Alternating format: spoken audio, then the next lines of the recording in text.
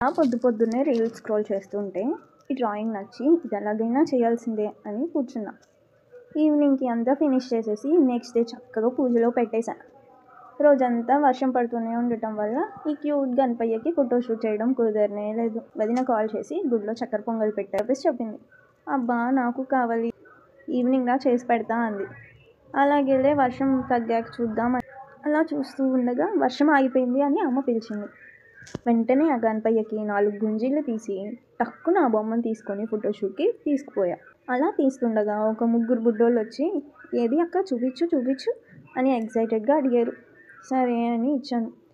వాళ్ళు నా చేతిలో అదే చక్కెర పొంగల్ పెట్టి ఆ బొమ్మని మన లైన్ బొమ్మ దగ్గర పెడతాను, చాలా బాగుంది అందరు చూస్తారు అక్క అని చెప్పేసి తీసుకొని వెళ్ళిపోయారు.